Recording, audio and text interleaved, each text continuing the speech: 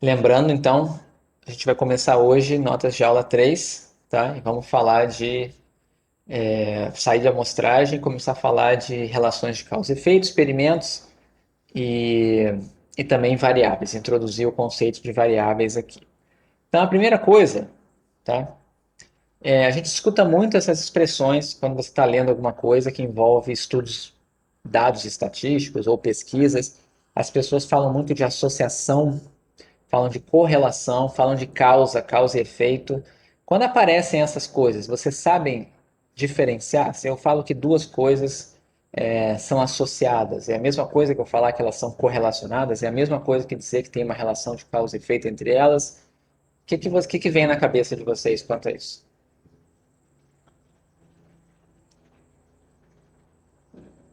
Alguém quer arriscar?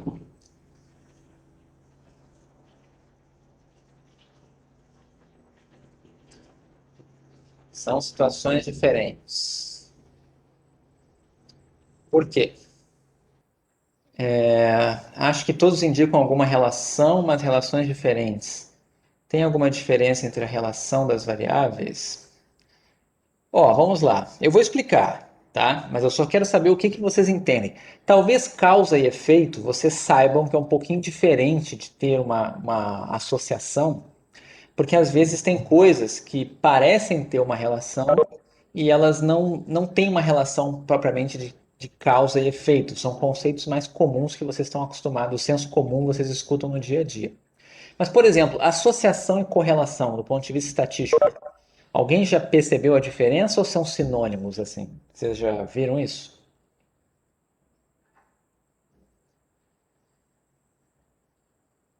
Alguém quer arriscar? Não? Tinha algo a ver com tamanho e direção? Ok, isso tem relação com correlação, tá? Isso que você está me respondendo. Mas vamos lá. Quando a gente fala de existir associação, tá? É quando um fenômeno parece variar de forma concomitante com outro fenômeno, com outra variável, tá? Então, por exemplo, alguma coisa, existe uma variável, né? Eu não defini ainda a variável, mas, por exemplo, você está estudando sexo e está estudando renda.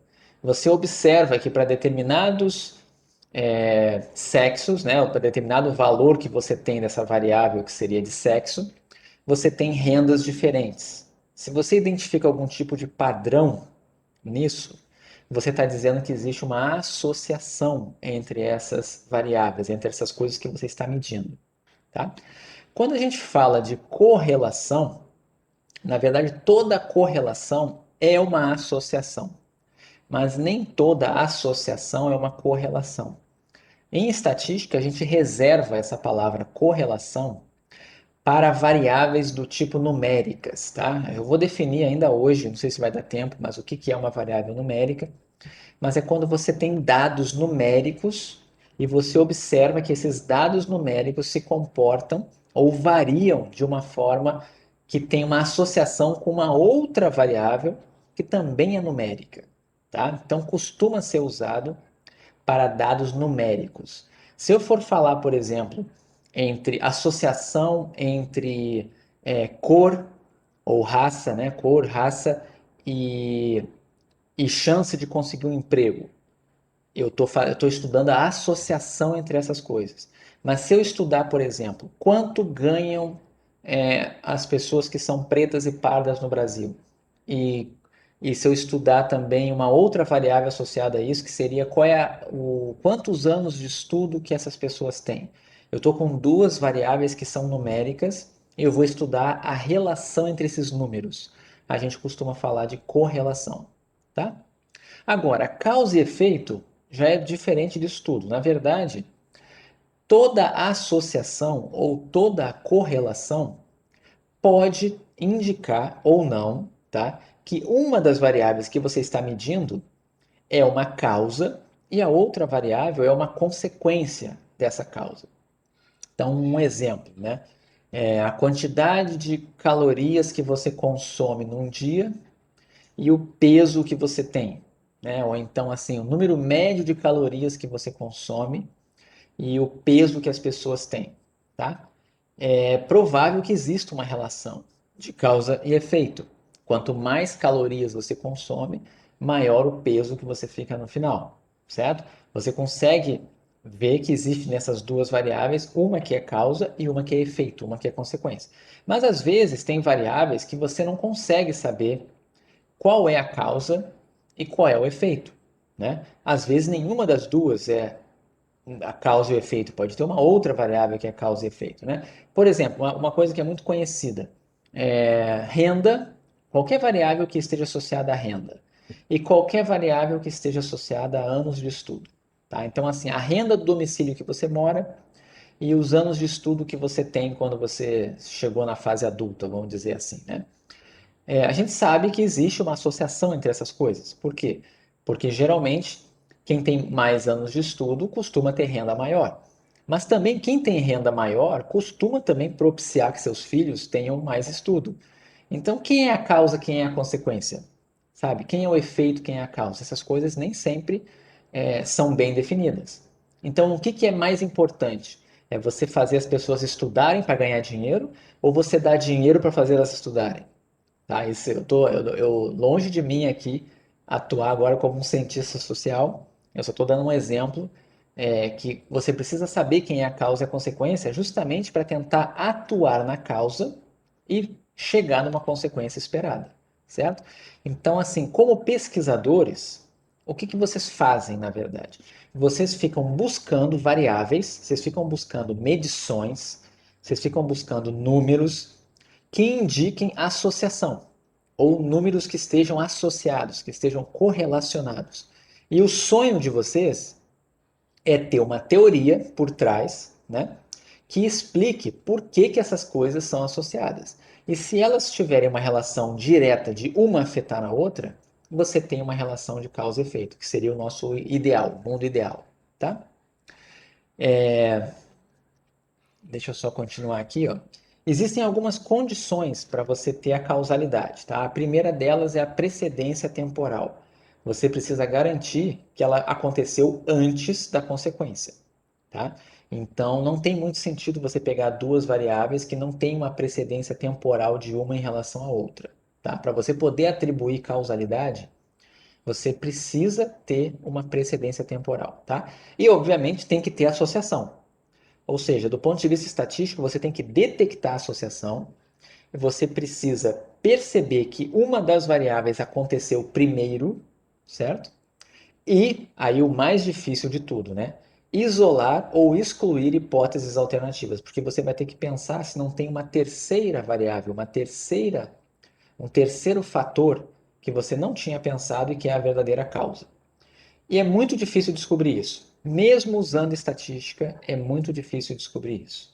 Tá? Isso vai depender muito de cada área que você for estudar.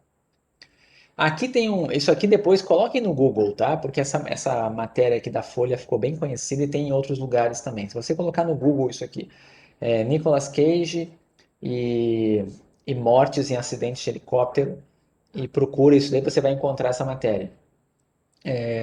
Isso aqui é uma matéria que saiu na Folha, né, que foi um estudo publicado, que mostrava que existem várias coisas nesse mundo que têm uma associação perfeita, tá?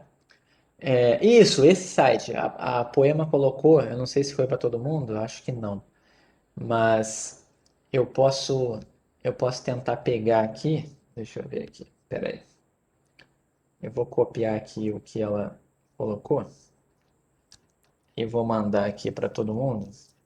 Tem um site que tem essas correlações e outras, né, que mantém atualizado. Vocês podem dar uma olhada, tá? Eu não defini ainda o que é correlação, mas no fundo o que importa saber é que são variáveis que têm uma correlação quase perfeita, certo? Então é do tipo assim, se uma subiu, a outra sobe. Se uma variável caiu, a outra cai. É uma coisa assim muito, muito, muito direta, uma associação perfeita. Só que, obviamente, elas não têm fundamento. Então a gente chama essas coisas aqui de correlações espúrias ou correlações que aconteceram ao acaso, enganosas, certo? São coisas que você vai observar no dia a dia. O problema é que ninguém vai dizer para você que elas são enganosas, né? No caso aqui, essa do Nicolas Cage é que observou-se, né, que nos anos que o Nicolas Cage fazia filmes, né, o número de filmes que ele fazia tinha uma associação com mortes em acidentes de helicóptero, tá? Então, quanto mais filmes ele fazia, menos acidentes aconteciam, tá? E é uma correlação perfeita. Se você esquecer o contexto e olhar só para a estatística, você ia comprovar que é verdade isso, certo? Olhando só a estatística. Mas não é suficiente, né? Você tem que pensar realmente nisso aqui, ó. Nisso que está nesse slide anterior, que é o item 3. Isolar e excluir hipóteses alternativas. Tá? Mesmo tendo precedência temporal e associação, não é suficiente. Depois deem uma olhada nisso. Tá? Esse aqui também, né? Essa causalidade espúria que eu estou comentando com vocês. É bem conhecido esse aqui, tem em livros, né? Ó, após 1960, houve um declínio significativo no número de cegonhas na Dinamarca. Além disso, a partir do final da década de 60, a Dinamarca começou a registrar o menor número médio de partos por mulher. Então, qual é a conclusão que alguém poderia tirar daqui, né? Regiões com menor número de cegonhas, né, são também as regiões com menor taxa de natalidade. Isso é fato. Isso aqui é associação. Isso aqui, nesse caso, seria até correlação, ok? Não está passando o slide? Foi? Tá. Aqui, ó. Nesse exemplo, tá, beleza. Às vezes acontece isso. O que importa aqui é o seguinte: são duas variáveis que foram estudadas, tá? Que é número de cegonhas e número de partos, número médio de partos por mulher, certo? O que se observou? Que tinha uma associação, ou seja, um declínio de uma variável e um declínio da outra variável. O que isso mostra? Que elas têm uma associação. Como elas são variáveis numéricas, a gente costuma chamar isso aqui de correlação também. Eu vou falar disso mais para frente, em outra aula. Mas a conclusão que você chega é essa daqui, ó. Regiões com menor número de cegonhas são também as regiões com menor taxa de natalidade. Mas daí para você dizer que tem relação de causa e efeito, são outros 500, certo? E isso, se vocês tiverem isso em mente, ajuda muito quando vocês começarem a escutar coisas nesse mundo que a gente está vivendo hoje, né, de Covid, né? Tem muitos estudos, muitos estudos. Eu lembro de uns primeiros estudos que foram feitos na China, né, que mostravam que nos lugares frios parecia que tinha mais casos de Covid.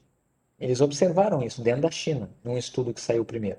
Depois teve outros estudos que contradiziam isso. Ou seja, aquilo aconteceu ao acaso ou por uma outra variável, certo? Aqui também é um caso desse. Qual a explicação para isso aqui? Né? Aqui, existe associação? Existe. Tá? Existe precedência temporal? Existe. Porque começou primeiro o declínio nas cegonhas e depois o declínio no número médio de partos por mulher. Mas a explicação está aqui. Né? Ao mesmo tempo que estava acontecendo isso, estava tendo uma urbanização lá um processo de urbanização ele foi se acentuando na Dinamarca nessa época. E o que aconteceu? Quanto mais urbano se torna um local, menos cegonhas você tinha, certo? E isso também, quanto mais urbano, né, um local, também afetou a taxa de natalidade das, lá na Dinamarca, certo? Então, o que acontece? O fato das duas variáveis serem causadas, né, por um mesmo fator, que no caso aqui é a urbanização, faz com que eles tenham uma associação, uma correlação, mas eles não têm relação de causa e efeito, certo? Mas, de novo, se você olhar só para os dados brutos ali, sem pensar numa hipótese alternativa, você vai concluir errado. Deixa eu ver. Comentaram alguma coisa aqui sobre o Covid, né? Compara o colapso de Manaus com a região sul de Minas, comparando médias móveis. Então, assim, você pode publicar vários estudos, certo? Estudos observacionais que você chega, analisa, mostra o resultado. Mas daí para você tirar uma conclusão, generalizar, são outros 500. E infelizmente a gente não tem tanto controle disso, né? As pessoas pegam os dados e saem analisando. Eu nem vou dizer que é um problema estatístico isso, tá? Isso é um problema realmente de análise do problema como um todo, né? Porque você simplesmente olhar os números e não entender do fenômeno que você está estudando também não adianta de nada, tá? Mas enfim, esse é um exemplo famoso aqui, né? Ele é engraçado porque tem essa história de que a cegonha traz os bebês, né? Então, alguém pode dizer que isso é uma explicação, né? Que está provando que são as cegonhas, né? Que trazem os bebês, mas enfim. Bom, e aí o que acontece? Como que você faz então para tentar chegar numa relação de causa e efeito? Geralmente o que é feito é o que a gente chama de experimento, uma pesquisa experimental. A gente já tinha comentado, feito uma introdução disso na primeira ou na segunda aula, e aí eu vou falar um pouquinho mais agora, tá? Então assim, alguns conceitos que a gente tem que ter para poder entender como que funciona, né, um experimento. Primeiro, vamos pensar no caso mais simples em que a gente está estudando duas variáveis, certo? Estou interessado em duas variáveis. Uma delas, tá? Sempre vai ser a variável explicativa. O que é isso? É uma variável que tenta explicar, né? Ou que tenta ser a causa, tá? De diferenças que você observa na outra variável. E o que vai ser essa outra variável? É a variável que a gente chama variável resposta. Tá? Por uma questão de, assim, é comum no mundo todo a gente usar as letras X e Y, tá? E o mais comum é você utilizar a letra Y para a variável resposta e a letra X para a variável explicativa. Mas você não é obrigado a fazer isso, tá? Quando você só tem duas variáveis, é o que vão esperar de você, mas você não é obrigado a seguir essa anotação aqui. Algumas coisas importantes. Variável explicativa também é chamada de covariável, certo? Então, se vocês escutarem alguém falando assim, eu fiz um estudo e utilizei como covariável o sexo, o que a pessoa está querendo dizer? Ela está tentando explicar uma variável, resposta, por meio do sexo. Ela quer tentar ver o que o sexo ajuda a entender no comportamento de uma variável resposta qualquer que ela está interessada, tá? Essa variável resposta também é chamada de variável dependente. Justamente por ela fazer o papel de variável efeito, ela acaba sendo dependente da variável explicativa, certo? Então, quando alguém falar para você, eu usei um modelo estatístico e como variável dependente eu coloquei a renda. O que quer dizer isso? Você está tentando explicar a renda. É a sua variável dependente, é a sua variável resposta, tá? No momento que você definiu como variável dependente a variável resposta, está implícito que a variável independente é a variável explicativa. Então, a variável explicativa, na verdade, ela ganha vários nomes, tá? O mais comum, variável explicativa. Segundo nome mais comum, covariável. E terceiro nome, variável independente. E a variável resposta costuma ser chamada de variável dependente além disso. Tá? Existem outros nomes ainda, tá? Você também já vai ouvir variável explanatória, tem vários nomes, mas os mais comuns são esses que eu estou falando para vocês aqui. Tá? Então, qual é o objetivo que a gente vai ter aqui? Buscar uma associação entre a variável explicativa e a variável resposta. Se você conseguir encontrar uma associação, você vai querer saber o que acontece quando você modifica o valor da variável x, o que acontece na variável y, ou seja, o que acontece na variável resposta quando você muda o valor da variável explicativa, certo? Se existir realmente uma relação de causa e efeito, você vai observar esse efeito que o seu modelo está estimando. Aquele exemplo que eu dei das calorias e do peso da pessoa, né? Você faz um estudo e observa que tem uma relação entre calorias ingeridas e peso. Aí o que você vai fazer depois? Você vai variar as calorias, você vai mexer na variável independente e observar o que acontece na variável resposta. É para isso que você faz um experimento, para tentar encontrar essa relação de causa e efeito. Tá bom? Então são os primeiros conceitos aqui, tá? Aqui tem um exemplo fictício, tá? Esse exemplo aqui tem várias questões antiéticas, tá? Mas a gente vai falar dele algumas vezes. Então, vou ler aqui para vocês, tá? A gente quer avaliar o impacto de um programa social chamado Programa Social X. Nessa política social, famílias elegíveis, que são famílias com renda domiciliar per capita abaixo de um determinado valor, né, um valor baixo, elas vão receber um benefício, vão receber dinheiro, com a expectativa de que crianças e adultos saiam do risco de desnutrição. Então, o objetivo desse programa social é dar dinheiro para famílias de baixa renda, né, para ver se consegue tirar essas pessoas do risco de desnutrição. Esse é o objetivo do programa social X.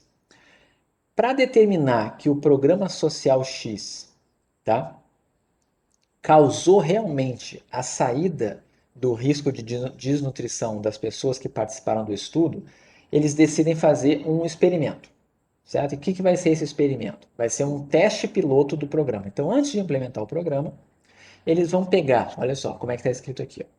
Eu vou ler para não ter dúvida aqui, ó.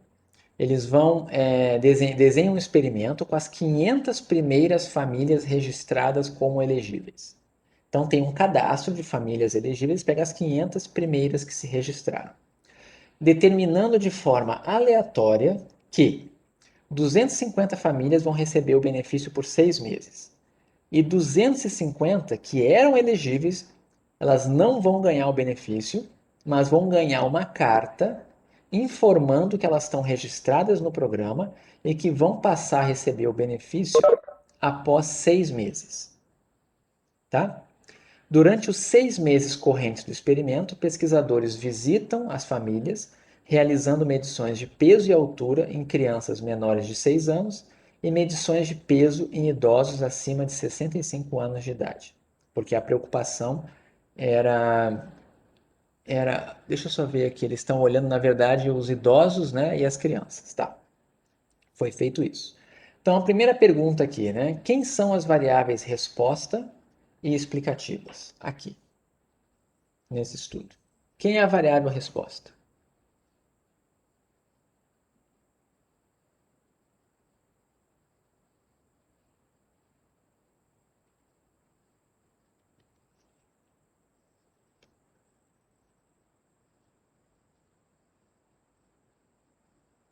Tá, você falou assim, desnutrição, mas o que que é desnutrição? Como é que ela está sendo medida aqui? Só o peso? Peso e altura, certo? Nesse estudo aqui, para poder avaliar o risco de desnutrição, as variáveis que estão associadas à resposta, que são as dependentes, são as medições de peso e altura. Depois eles vão pegar esse peso e essa altura e vão classificar se tem risco ou não tem risco de desnutrição, enfim. Mas o ponto é peso e altura, é a consequência. Agora, qual é a causa? Quem é a variável causa aqui? O que que os pesquisadores estão introduzindo? Não seria exatamente a renda, assim, porque todo mundo nesse estudo tem a renda baixa. Na verdade, muito bem, Bruno, é o benefício, certo? A variável aqui é simplesmente recebeu ou não recebeu o benefício. Aqui o pesquisador está intervindo e está definindo as famílias que vão receber benefícios e que não vão receber, certo? Então, cada família vai assumir dois valores, recebe ou não recebe o benefício. E os pesquisadores vão avaliar o efeito de receber ou não receber o benefício no peso e na altura. É basicamente isso, tá? Então aqui é uma variável do tipo que só tem duas categorias: recebe ou não recebe. É igual variáveis do tipo sexo, né? Masculino e feminino, certo?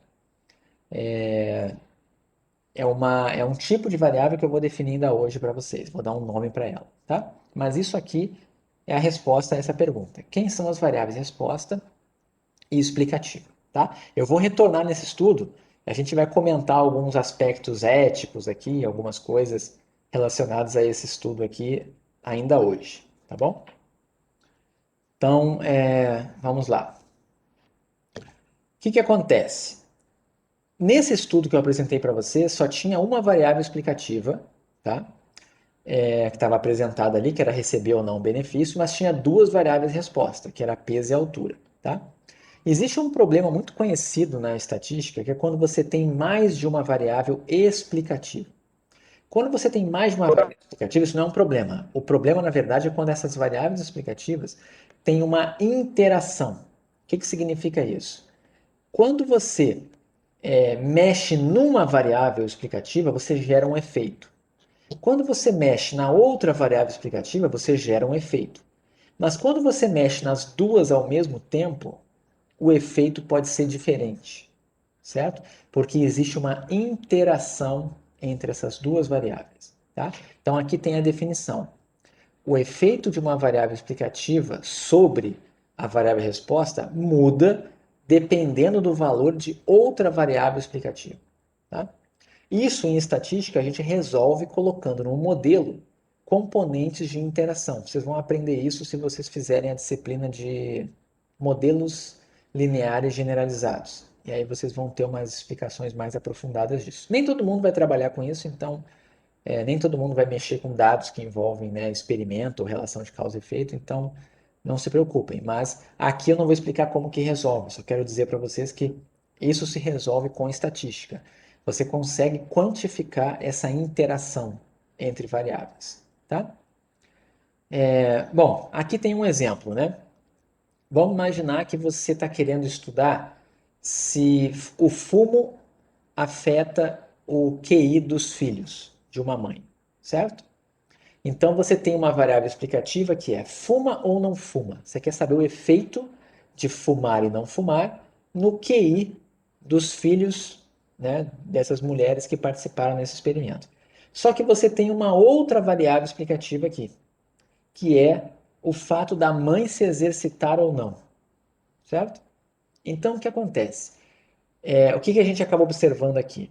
Se fumar durante a gravidez reduz o QI dos filhos quando a mãe não se exercita, mas ele não afeta o QI dos filhos quando a mãe se exercita, então fumar e exercitar durante a gravidez tem interação.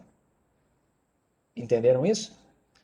Se não existisse interação, eu diria assim: fumar reduz o QI dos filhos. Isso é verdade sempre? Se eu olhar sozinho, né? Se eu comparar só a variável fumar e QI dos filhos, eu vou comprovar que fumar reduz o QI dos filhos. Mas quando eu coloco no estudo a variável a mãe se exercita, o que acaba aparecendo? Que fumar só afeta o QI dos filhos se a mãe não se exercitar. Se a mãe se exercitar, não afeta. Ou seja, a variável se exercitar está causando uma influência no efeito de fumar no QI dos filhos. Então aqui tem uma representação disso, a variável resposta y, a variável explicativa x, que é fumar, e tem uma terceira variável, que no caso é se exercitar ou não, que tem uma relação com o fumo. É como se ela anulasse um pouco o efeito de fumar, né? E não deixa acontecer o efeito no QI dos filhos, certo? Então, esse aqui é um exemplo de uma interação. Só que você só consegue captar essa interação se você suspeitar que ela existe. Se você não testar isso, você não descobre, tá? Isso é uma coisa, por isso que tem essa palavrinha que está aqui, ó, cuidado com as interações, porque se você esquecer delas, você não vai encontrar. Você tem que procurar, certo? Entenderam esse exemplo aqui? Que tem duas variáveis e que uma tem um efeito conjunto com a outra na variável resposta? Tudo bem aqui? Me digam se está tudo bem. Então tá. Aqui também tem uma outra, tá? Isso aqui é um exemplo, tá nesse site aqui, inclusive, são dados de perda de peso, tá? De pessoas que participaram do estudo, com dois tipos de dietas aqui no caso. Uma era tomando pílulas, tá? Que é pílulas que ajudavam a emagrecer, e outra era bebendo uns energéticos, aqueles tipos shakes, né? Aquelas bebidas que ajudam também a emagrecer. Então, o que acontece? Aqui no final, você tem a perda de peso média das pessoas que participaram desse estudo em cada uma das categorias. Então, o que a gente observa aqui, né? Você tem nessa tabelinha aqui, você tem os que beberam, né? Estão nessa coluna aqui. Então, bebeu sim, bebeu não, e aqui tomou o medicamento, né? Sim ou não tomou, tá? que acontece? Se a gente olhasse marginalmente, se você olhasse só assim, ó, bebeu ou não bebeu esse shake, né? Se você fosse ver aqui, ó, teve um grupo que perdeu bastante peso tomando esse shake, mas teve um grupo que não perdeu tanto, perdeu 2 libras. E esse aqui perdeu 5 libras, tá? Eu não sei o tamanho, quantas pessoas eram de cada grupo, mas se fosse do mesmo tamanho, se os grupos fossem do mesmo tamanho, tá? Eu diria aqui, ó, que entre aqueles que tomaram o shake, a média de peso perdido foi de 3,5 libras, porque foi 5 aqui com 2 aqui dá 7, dividido por 2, 13,5. Eu só posso fazer essa média se esses grupos tiverem o mesmo número de pessoas, tá? Como não tem aqui, eu vou assumir que é só para dar uma ilustração para vocês, tá? Então, se alguém tivesse feito o estudo só com shake, ia concluir o quê? Quem toma o shake, né, perde em média, depois de uma semana, 3,5 libras. E quem não toma, tá, e está tentando emagrecer, perde 1,5 libra, né, que é 2 mais 1, 3 sobre 2, 1,5. Então é 3,5 para 1,5. Vai comprovar que tomar o shake é bom. Se a pessoa fizer o estudo somente com o medicamento, vai concluir a mesma coisa, né? Ela vai dizer aqui, ó, quem toma o medicamento, né, qual é a média? Quem tomou o medicamento foi 5 mais 2, 7, dividido por 2, 13,5. Também é 13,5. E a média aqui dessa linha também é 1,5. Então parece que os dois são independentes, né? Você pode tomar um ou pode tomar o outro, que está tudo bem. E você vai perder 3,5 libras em média em uma semana. Mas aí o que acontece? Quando você estuda conjuntamente a interação, o que está mostrando aqui? Está mostrando que o pior cenário é quando você não toma nenhum dos dois. Se você tomar um dos dois, ou o shake, né, ou o medicamento, você vai perder em média 2 libras, que já é mais do que o outro estudo dizia, né? E aqui, se você tomar os dois, você perde 5, certo? Você não chega nesse número aqui se você não estudar a interação. Você sempre vai achar, tomando o shake, eu perco 13,5. Tomando o medicamento, eu perco 13,5. Então, tanto faz eu tomar um ou outro que eu vou perder 13,5. Agora, quem fez esse estudo aqui e estudou o efeito conjunto, vai poder concluir que é melhor tomar os dois juntos, certo? Ok? Todo mundo entendeu aqui? Então tá, só que para fazer esse tipo de análise, você tem que estar preparado, você tem que saber que existe uma terceira variável, existem outras variáveis que podem influenciar, tá? Bom, quando você faz então esse experimento, você faz um experimento planejado, né? Você quer, seria o seu sonho estabelecer relações de causa e efeito. E a única forma de você estabelecer relações de causa e efeito com uma certa, assim, garantia, tá, de que a sua relação realmente existe, é por meio desse experimento planejado, tá? E a gente tenta mensurar o efeito de uma modificação do ambiente. Não sei se vocês lembram, lá na segunda aula, ou na primeira e na segunda aula, a gente falou de estudo observacional e experimento. E eu deixei bem claro para vocês que num experimento tinha que ter a intervenção do pesquisador, né? Então tinha aquele exemplo do urso, lembra do urso que estava dormindo, o urso anestesiado? E aí eu comentei, para você pesar e medir o comprimento de um urso, o pesquisador não afeta o comprimento e o peso do urso, ele só botou o urso para dormir, tá? É diferente do que a gente tem aqui. O pesquisador modifica o ambiente, ele tem que introduzir alguma mudança, alguma intervenção e depois observar o efeito. E isso é feito sempre por meio de um experimento planejado. Ok? Aí, dentro de um experimento, além da variável resposta, além de variável explicativa, a gente tem outros jargões que a gente tem que aprender. Primeiro, unidade experimental é a menor unidade a qual podemos introduzir diferentes tratamentos no experimento. A definição de tratamento está aqui embaixo. Mas o que é o mais importante saber aqui? A unidade experimental é aquele objeto, pessoa, é aquele animal, é aquela unidade que você está medindo e você vai avaliar nele o efeito, certo? Então, num exemplo típico, né, nas ciências sociais, costumam ser as pessoas. ou as pessoas ou os domicílios, né? Nas pesquisas do IBGE costuma ser o domicílio, tá? Mas se você faz um estudo com um grupo de pessoas, enfim, isso costuma ser a pessoa, tá? É a unidade experimental. E o pesquisador vai introduzir os tratamentos nessa pessoa. O tratamento é a intervenção do pesquisador, tá? Então, como é que você define tratamento? É uma combinação de valores de variáveis explicativas aplicada pelo pesquisador. Então, vou voltar aqui, ó, nesse exemplo do emagrecimento aqui, né? Nesse estudo aqui, os pesquisadores queriam avaliar o efeito de beber o shake ou tomar o medicamento, certo? Então, o que eles fazem? Para cada participante da pesquisa, eles definem, é o pesquisador que define quem vai tomar o shake e quem vai tomar o remédio. E quem vai tomar os dois e quem não vai tomar nenhum. Isso tudo é definido pelo pesquisador. Essa é a intervenção. Então, o tratamento nesse estudo aqui, tá? Está associado com essa aplicação desses valores das variáveis explicativas. Tá? Nesse caso aqui, a variável explicativa é beber ou não beber e ingerir ou não ingerir o medicamento. Tá? Então, é uma combinação de valores de variáveis explicativas que foi aplicado pelo pesquisador, foi definido pelo pesquisador. Não pode ser definido pela própria pessoa. Tem que ser definido pelo pesquisador para se caracterizar um experimento. Ok? Bom, aí aqui está dito, né? Em muitas situações ela é essa intervenção, ok? E aí assim, ó, tem um grupo de unidades experimentais que vai receber o tratamento. E tem um grupo de unidades experimentais que não vai receber o tratamento. Então, por exemplo, no caso do emagrecimento, né, se eu fosse testar o efeito do shake, seria quem vai tomar o shake são as unidades experimentais, né, que formam o grupo de tratamento. Ok?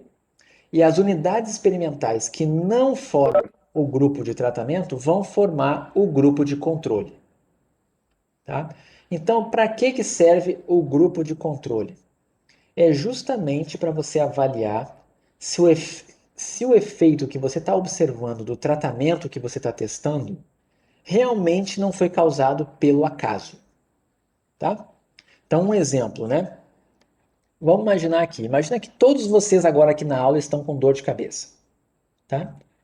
E eu digo para vocês assim, olha só, eu vou falar aqui, eu vou cantar uma música para vocês e a dor de cabeça de vocês vai passar. E aí eu canto uma música agora, tá? Eu canto mal, só avisando. Passa 2 horas, chega no final da aula, eu pergunto, quem aí passou a dor de cabeça? Vamos imaginar que tenha dos 30 aí, tenha 10 pessoas que falem, professor, minha dor de cabeça passou, certo? Eu posso dizer que foi a minha cantoria que fez passar essa dor de cabeça? Ou foi o acaso? Né? Como é que eu vou saber isso? Como é que eu vou poder provar que foi a minha cantoria ou se foi o acaso? Vocês concordam que não teria como saber? Por mais que vocês digam assim para mim, professor, é óbvio que não foi o seu canto que fez minha dor de cabeça passar, do ponto de vista de um estudo, você não pode provar que foi ou que não foi, certo? Então, o que a gente faria aqui para poder provar e eu fazer um experimento com vocês? Eu dividiria vocês em dois grupos, certo? Todo mundo está com dor de cabeça. Então eu vou dividir vocês em dois grupos. Esses dois grupos eu vou dividir de forma aleatória, tá? Para um dos grupos eu vou cantar a música. Para o outro grupo eu não vou cantar a música. O que vai acontecer? É provável que, pelo acaso, um percentual da turma naturalmente já se cure da dor de cabeça em 2 horas sozinho, sem fazer nada, tá? Só que isso deve acontecer nos dois grupos, tanto no grupo que eu cantei quanto no grupo que eu não cantei. E aí, no final, o que eu tenho que observar? Se 30% das pessoas para quem eu cantei se curou, para esse número eu poder dizer que é significativo, esse número tem que ser maior, tem que ser bem maior do que o número de pessoas que teve a dor de cabeça curada no grupo para o qual eu não cantei, certo? Se nos dois grupos 30% das pessoas tiveram a dor de cabeça curada, então não foi o meu canto. Agora, se no grupo que eu cantei 30% passou a dor de cabeça, e no grupo que eu não cantei, só 10% passou a dor de cabeça, já é uma evidência estatística a favor do meu canto, certo? Ok? O grupo para qual eu cantei é chamado grupo de tratamento. Por quê? Porque é o grupo aonde eu fiz a intervenção. E o grupo para o qual para o qual eu não cantei é chamado de grupo de controle. Ok? Todo mundo entendeu isso? Agora vamos lá. Dependendo do estudo que a gente está trabalhando, tá? Existe um efeito psicológico da pessoa saber que está no grupo de controle ou da pessoa saber que está no grupo de tratamento. Tá? Existe um efeito psicológico. Por exemplo, imagina que ao invés de cantar, eu, eu mandasse, na verdade, para vocês uma pílula para vocês tomarem. Certo? O que ia acontecer? Todo o grupo que tomasse a pílula, ele já ia sentir assim, nossa, eu estou com dor de cabeça. O professor me mandou uma pílula, está dizendo que vai curar minha dor de cabeça. Só o fato de eu acreditar que essa dor de cabeça vai passar com essa pílula já pode fazer com que gere um efeito psicológico em mim e pode ser que minha dor de cabeça passe. Isso pode acabar acontecendo. O outro grupo que não recebeu nada sabe que não recebeu nada, então ele não espera que a dor de cabeça melhore, e isso pode também influenciar o estudo. Então, o que que a gente faz? Existe uma coisa chamada placebo. Também é uma coisa de conhecimento comum, costuma aparecer muito na televisão e tal. Mas o placebo, na verdade, é como se fosse uma intervenção falsa que o pesquisador faz, que tem a aparência de tratamento, mas não é tratamento, certo? Então, a pessoa que está recebendo a unidade experimental, na prática, não sabe se está recebendo o tratamento ou se ela faz parte do grupo de controle. A melhor maneira de fazer isso com medicamentos, né, é você dar a famosa pílula de farinha, né? Eu quero testar remédio para dor de cabeça. Para um eu dou uma substância e para outro eu dou uma pílulazinha de farinha. Porque o que vai acontecer? Todas as unidades experimentais vão acreditar que estão recebendo o tratamento. Então, os efeitos psicológicos vão ser anulados, tá? Por isso a gente usa esse placebo, tá? Então, o placebo nada mais é do que uma intervenção do pesquisador, mas que não causa efeito algum. Já se sabe a priori que não causa efeito algum, mas ele tem aparência de que causa. Ele tem uma aparência semelhante ao tratamento, certo? Notem que eu falo tratamento como parece que eu estou falando sempre de questões de saúde, né? Mas não é. O tratamento pode ser qualquer coisa.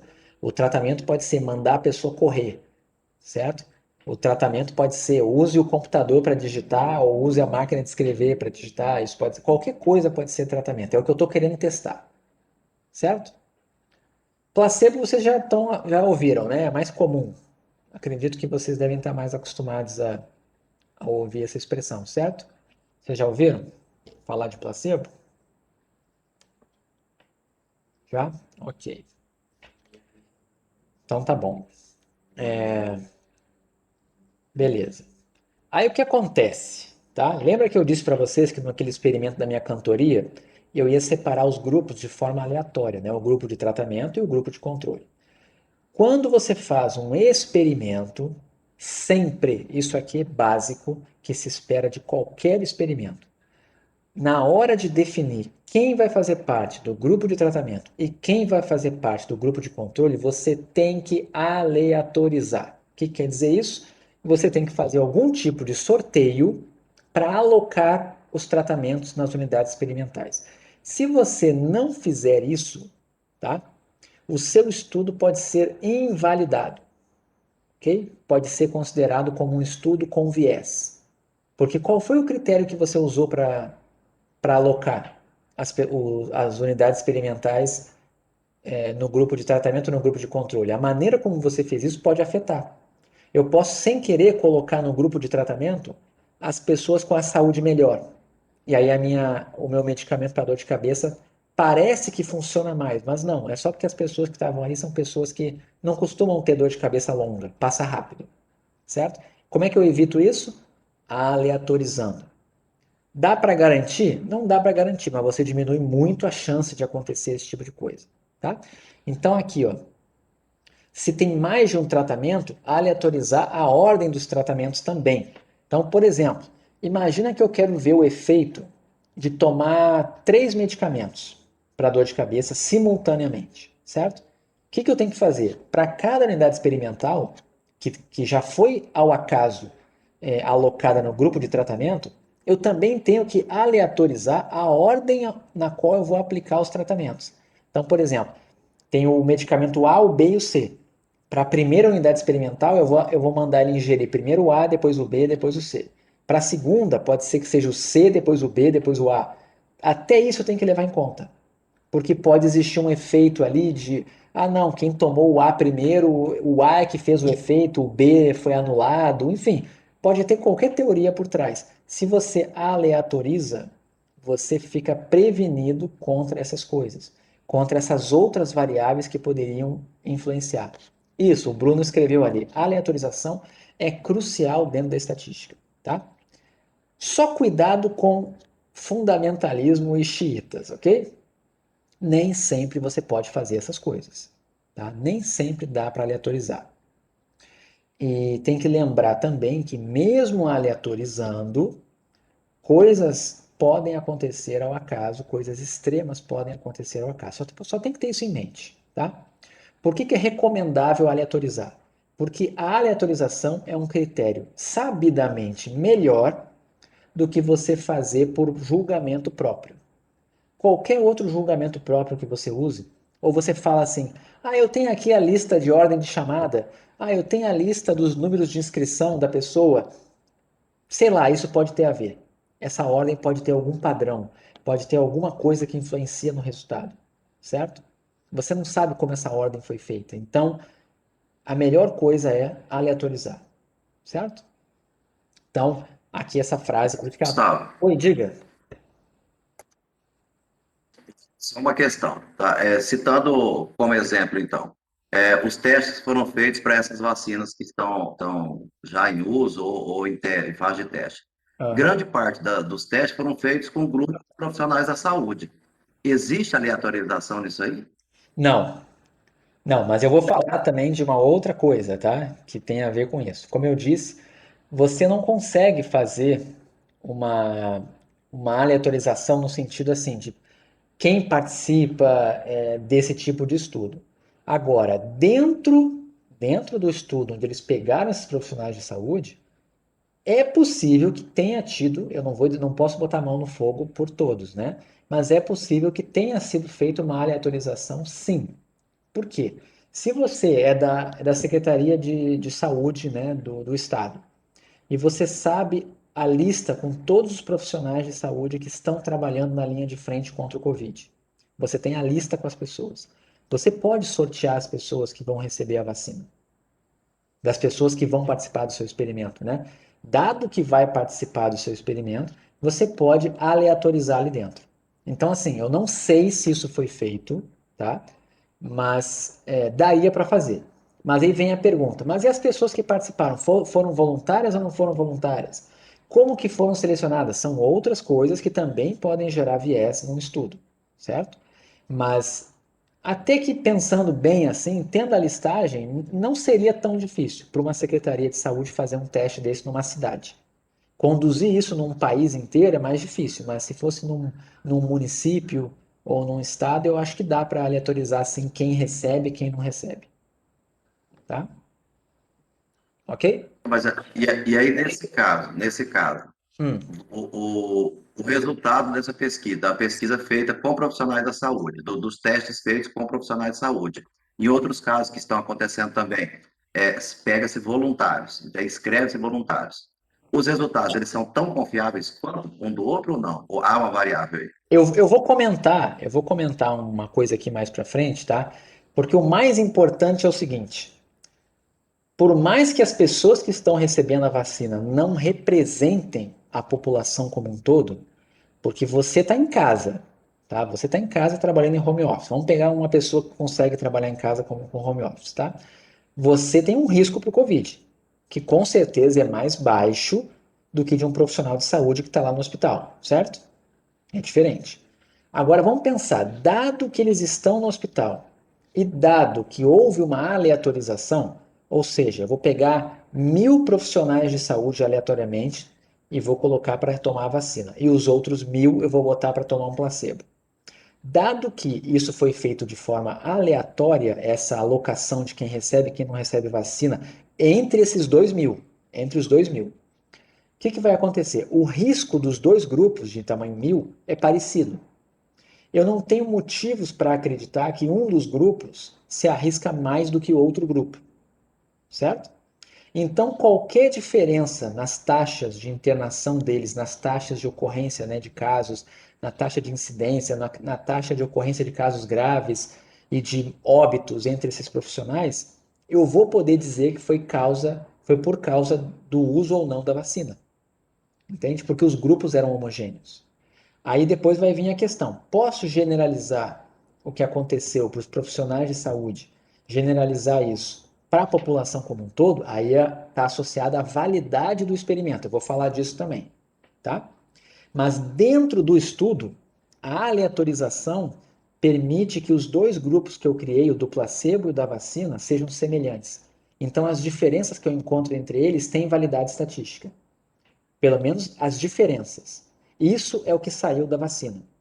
Aquele número de eficácia de 50% em casos leves, eficácia de 70%, aquelas coisas todas, eram diferenças entre dois grupos homogêneos. Okay? Mas eu não li o estudo, esses específicos, para saber se eles fizeram a aleatorização dos profissionais de saúde. Mas eu acho que dava para fazer. Tá? Então, deixa eu ver aqui que alguém perguntou mais uma coisa. Deixa eu ver. A relação entre os percentuais dos dois grupos é que nos retorna o grau de eficácia? Sim, perfeito. Tá? Só que não é só essa diferençazinha, porque eles têm que fazer um ajuste por uma questão estatística do dia, eles usaram um modelo para isso. Mas, teoricamente, era só comparar essas taxas aí. Quantos casos graves teve no que tomou vacina, quantos casos teve no grupo que não tomou vacina? Compara. Então, se um foi metade do outro, o risco reduz 50%. É basicamente isso. Tá?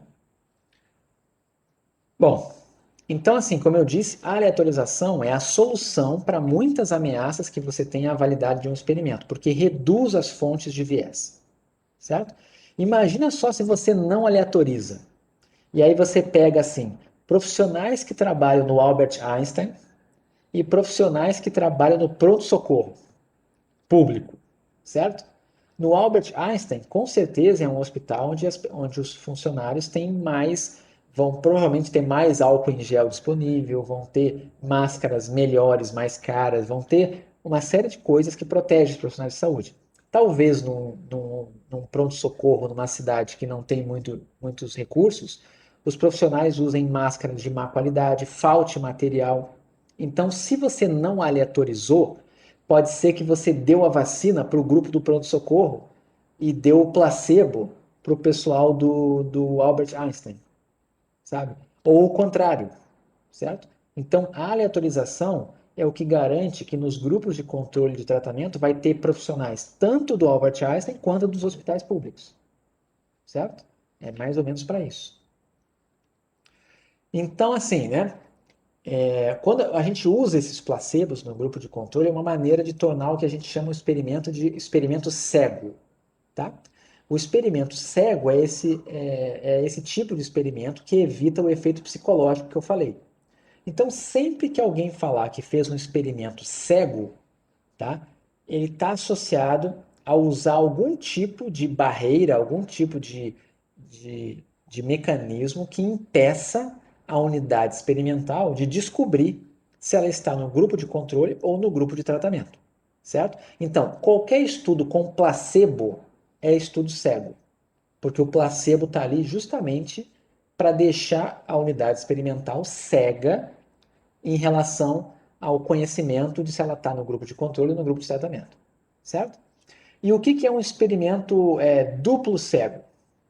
O duplo cego é quando o profissional que está aplicando o tratamento também não sabe. Ok? Então, se eu fizer um estudo onde eu mando pessoas vacinarem, vamos lá, vamos vacinar pessoas que vão chegar aí. Você vai vacinar 30 pessoas. A pessoa que está vacinando pode não saber se ela está aplicando a vacina ou se ela está aplicando o placebo.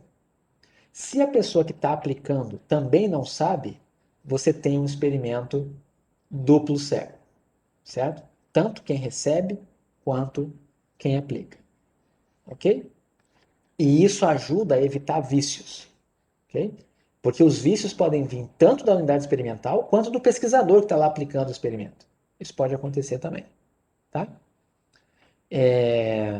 Entenderam a ideia? Isso aqui também é uma coisa um pouco conhecida, né? Assim como placebo é uma coisa que aparece muito na televisão, falar de experimento cego também costuma aparecer bastante esse termo, tá? Não sei se todo mundo já ouviu falar de experimento cego, mas é basicamente isso.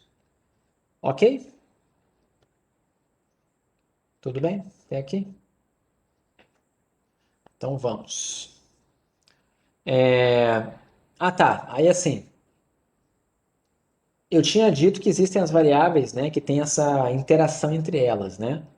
Como que você pode lidar com essas variáveis que influenciam o seu estudo e que você não queria, né? Você sabe, você quer avaliar o efeito de uma variável, mas tem uma outra que também influencia. O que você tem que fazer? Primeiro, você tem, né, você tem que medir e relatar sobre variáveis que podem interagir com as variáveis explicativas principais. Vocês já viram que na bula de qualquer medicamento vem escrito lá interações medicamentosas? Vocês já viram isso na bula dos medicamentos?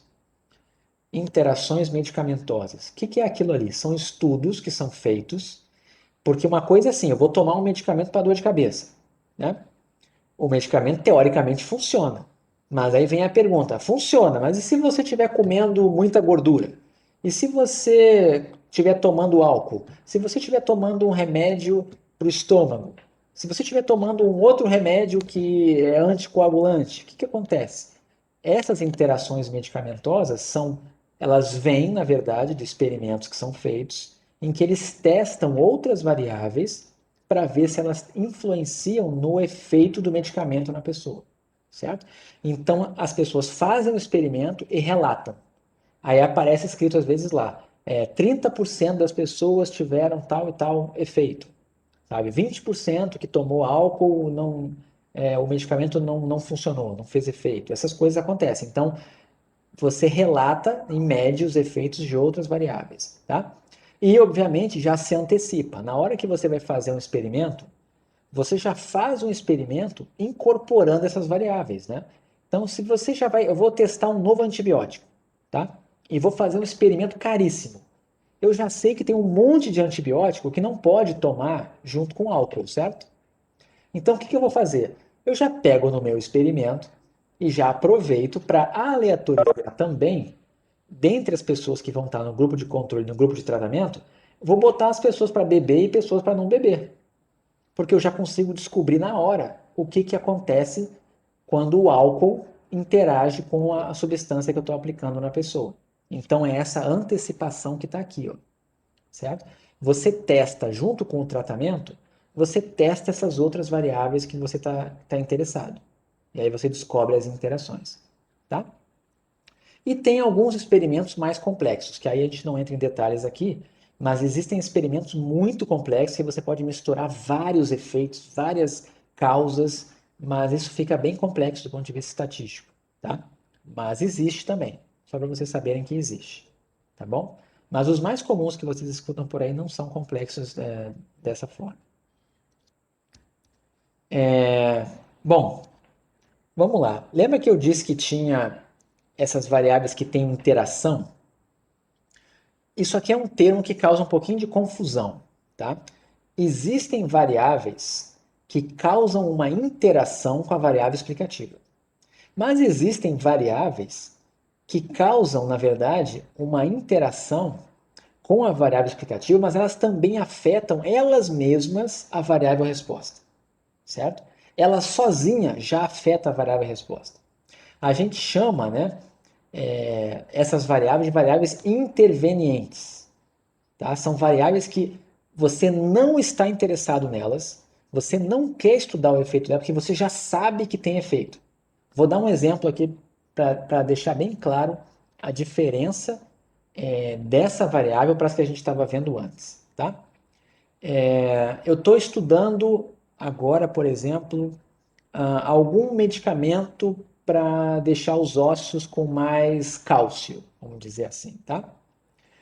E eu quero avaliar esse efeito em mulheres, porque eu estou estudando osteoporose e um estudo relacionado a isso, e eu preciso saber se esse medicamento afeta ou não o cálcio nos ossos, enfim, certo? Aí uma pergunta, vocês não acham que a idade tem tudo a ver com o cálcio nos ossos das mulheres? Você já não sabe que isso afeta? É muito mais provável uma pessoa ter osteoporose na, na, quando ela já tem uma certa idade avançada em comparação com uma criança, certo? Isso é uma coisa de senso comum, você sabe que isso acontece. Então, a variável idade é uma variável interveniente. Você não precisa provar que a idade afeta na osteoporose, que a idade afeta no cálcio. Você não precisa disso. Assim, a gente já sabe que isso influencia. Então, essa variável tem que estar no estudo, tá? Para você estudar o efeito da sua variável descontando o efeito dessa outra, tá? Aí alguém vai me dizer, pô, mas então essa variável é muito parecida com a anterior. É, só que na anterior você está estudando duas variáveis que você não sabe os efeitos dela na variável explicativa. Você está tentando descobrir, por exemplo, o shake e o medicamento para emagrecer, certo? Você vai fazer um estudo para descobrir o efeito das duas e descobrir se existe interação entre as duas. Aqui não. Aqui você só quer descobrir se o medicamento afeta ou não no nível de cálcio lá nos ossos, certo? Se você quer saber se a pessoa vai ter mais chance de ter osteoporose ou não. Mas tem uma variável que você não está interessado nela, que é a idade, mas ela vai destruir teu estudo se você não cuidar dela. Se acontecer de no teu estudo só caírem pessoas idosas num grupo e no outro grupo caírem pessoas jovens, teu estudo está completamente viesado. Então o que você tem que fazer?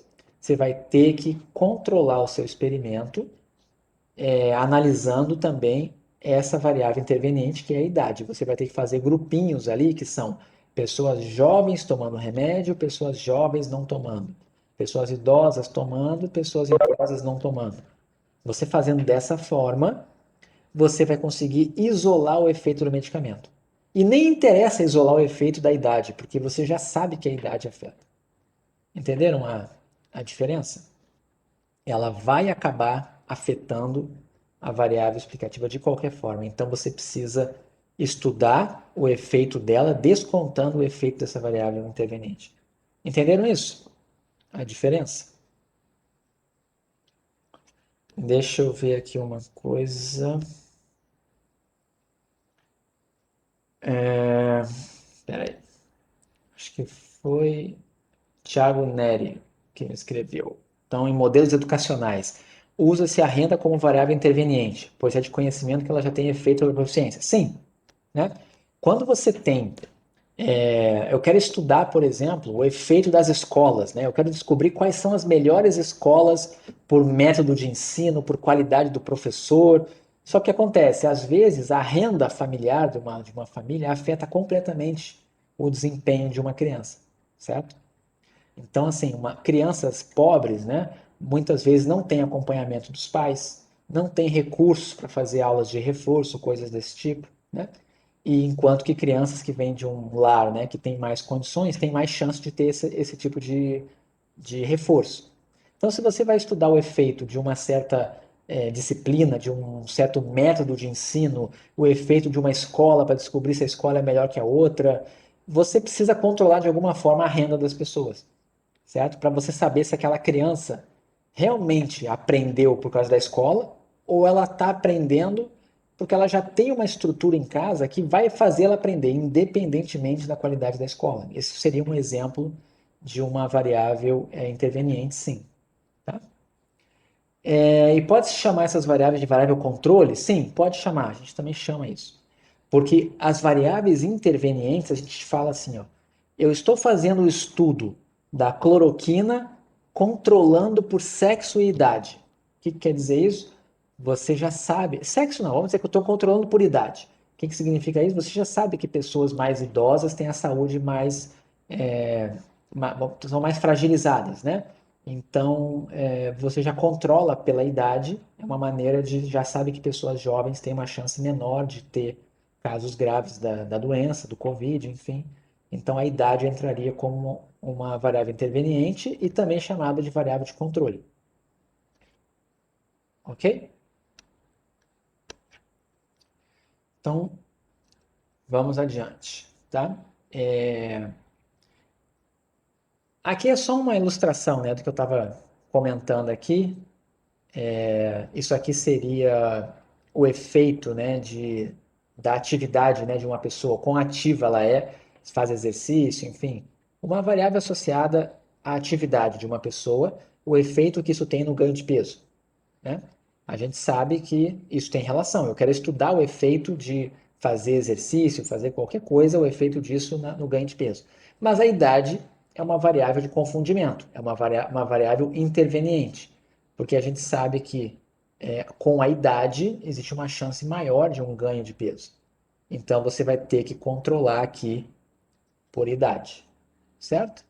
Esse aqui é mais um exemplo. Você não está interessado. Acho que eu diria assim que em termos práticos, o que diferencia uma variável interveniente, né, de uma outra variável do seu estudo é isso. Você está interessado no efeito dela ou você só quer anular o efeito dela?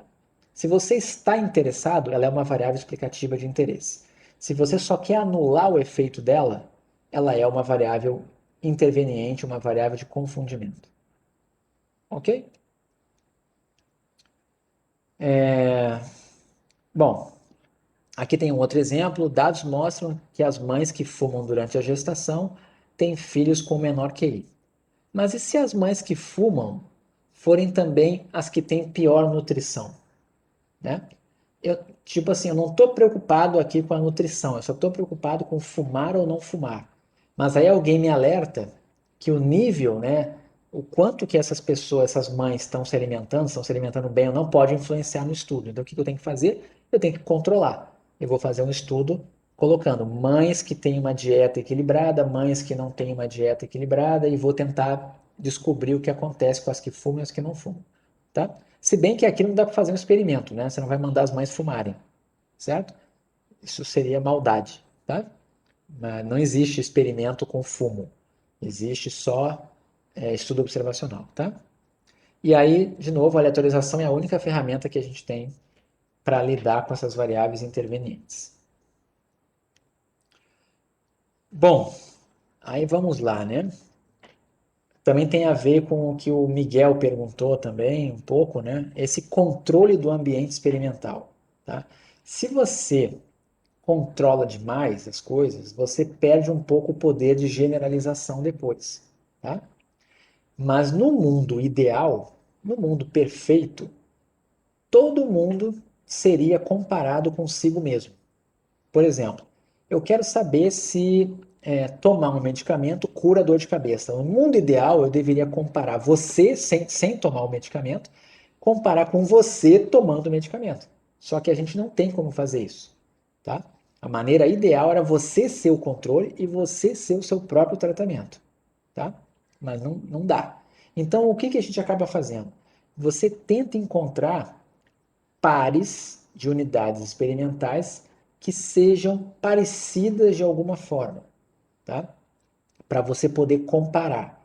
Então eu penso assim, ó, Miguel, eu quero saber se o cigarro afeta pessoas como você. Aumenta. O cigarro não, o cigarro sempre é ruim porque eu não consigo fazer experimento. Vamos pensar, eu quero saber se tomar um certo medicamento ajuda no risco de alguma doença, alguma coisa, ajuda a evitar essa doença, alguma doença que dá na sua faixa etária, certo? Então, o que eu teria que fazer? Eu teria que pegar você e pessoas parecidas com você num grupo, né? E num outro grupo, pessoas também parecidas com você. E o que é esse parecido? O meu parecido que eu tenho é o quê? Pessoas da mesma faixa etária, pessoas do mesmo sexo, pessoas com peso parecido, pessoas da mesma região do país, certo? Esse tipo de coisa é que faz com que você consiga comparar um grupo com outro, tá? Quando você não tem esse mundo ideal de comparar você consigo mesmo, que em geral ele realmente não existe, tá?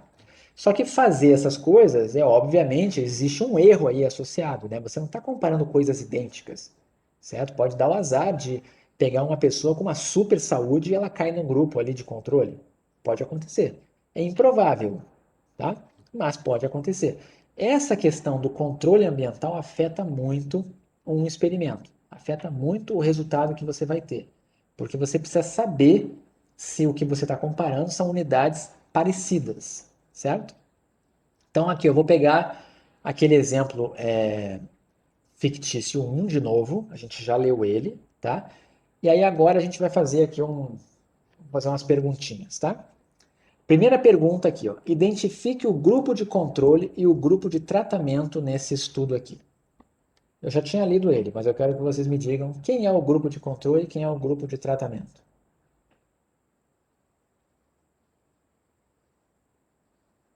Vocês estão conseguindo ler aí, né?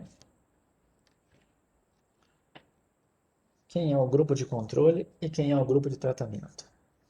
Controle, quem não recebe o benefício, e tratamento, quem recebe o benefício. Perfeito, tá? Ok? Todo mundo entendeu? Isso aqui é um experimento, tá? Isso aqui é um experimento. Foi feita a aleatorização aqui? Deixa eu ver se está perguntando isso aqui. Na verdade, eu vou pular, tá? É a terceira pergunta. Eu vou para a segunda. Foi usado placebo aqui?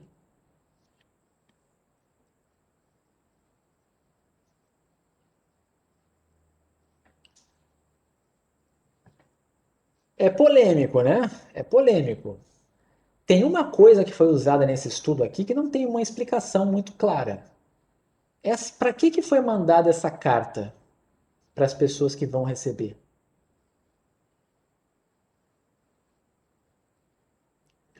É meio que uma garantia de que eles vão receber, certo? A carta pode não. Não, a carta não diminui a desnutrição. Sim, a carta não é benefício, certo? Então, se você quer avaliar o efeito do benefício, a carta é como se fosse uma pílula de farinha, certo? Mas para que será que eles mandaram essa carta? Será que tem algum efeito psicológico que poderia causar? Porque é aquilo, né? No momento em que você começa a dar benefício para as pessoas começam a gastar esse dinheiro. Elas podem, de repente, pensar, tá vindo dinheiro aí, compra mais comida, coisas do tipo, certo? Agora, no outro grupo ali, também existe um efeito psicológico, que pode acontecer. Se eu digo para você assim, ó, as pessoas se interessam em continuar. Ok, alguém usou um argumento bom agora aqui, deixa eu só voltar aqui. Comentou, as pessoas se interessam em continuar no programa e participar da pesquisa. Perfeito, eu recebi a carta. Isso é verdade, tá? Mas essa garantia de que vão receber também pode ser vista como um placebo. Sabe por quê? Porque assim, imagina que eu falo para você o seguinte, que a tua vida vai melhorar financeiramente daqui a 6 meses. Será que não pode acontecer de você começar a gastar mais, por exemplo? Mesmo sem ter o dinheiro não está com você. Mas de repente isso pode afetar. Você pode gastar mais e isso pode fazer com que você gaste um dinheiro que você sabe de onde veio, que você conseguiu, e se alimente, certo? E melhore os seus índices nutricionais. E se isso aconteceu, não foi o dinheiro do benefício que fez você receber. Foi, na verdade, um certo otimismo, um otimismo econômico, uma garantia de que você vai ter um emprego lá na frente, alguma coisa fez você comprar, certo? Então, assim, não dá para dizer isso, alguém poderia emprestar dinheiro você sabendo que vai devolver, certo? Mas aí fica aquela pergunta: a pessoa não poderia fazer isso independentemente do benefício? Ela não poderia dizer assim: ó, daqui a 6 meses eu estou com a expectativa de que eu vou arrumar um emprego. Então me empresta dinheiro? Teoricamente poderia. A gente não sabe, ok? Eu só estou dizendo para vocês que essa carta, ela pode aqui, eu enxergo dois objetivos. O primeiro, meio que para garantir que as pessoas vão participar do programa até o final, né? Vamos dizer assim, permitir que as pessoas vão lá para tirar o peso para tirar a altura, elas fazem parte do processo. Enfim, isso pode ajudar, tem um efeito nisso aí, mas pode também acontecer um efeito placebo aqui, das pessoas terem uma expectativa positiva de que vão receber alguma coisa e isso afetar os hábitos de consumo e fazer elas melhorarem a- os níveis, né, os níveis nutricionais deles, né, o risco de desnutrição cair, certo?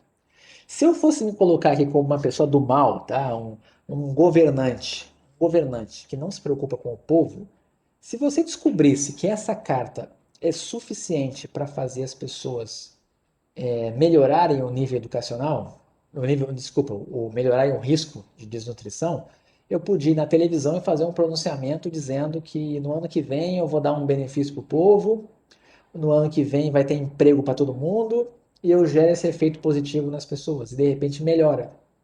Aí chega no ano que vem, tem eleição, eu ganho e aí depois eu não estou nem aí mais com isso, certo? Então assim, o importante aqui é você saber que existem efeitos psicológicos, tá? Então a resposta correta é: tem placebo ou não? Você pode dizer, pode ser que isso que a carta funcione como sem um placebo, tá? Mas também pode ser que ela tenha usado só para fins de um controle experimental, do ambiente experimental. Aí tá aqui, alguém colocou, seria interessante dividir o segundo grupo em dois, fazendo um ganhar a carta e outro não. Isso é uma coisa interessante. Seria bem interessante fazer isso. Outra pessoa perguntou, foi o Felipe, na prática esse estudo existe de forma observacional, que é o Bolsa Família. Sim, tem vários estudos sobre o Bolsa Família, mas é tudo estudo observacional, não tem experimento com o Bolsa Família, tá? É tudo estudo observacional. Mas vamos lá. Foi usada a aleatorização?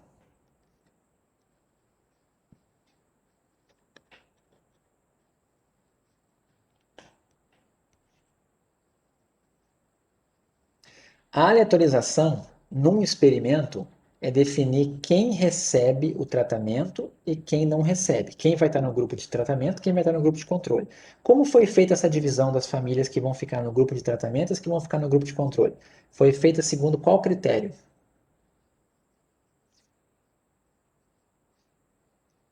Está dizendo que foi feito de forma aleatória, então houve aleatorização sim. Ok? Está aqui, ó.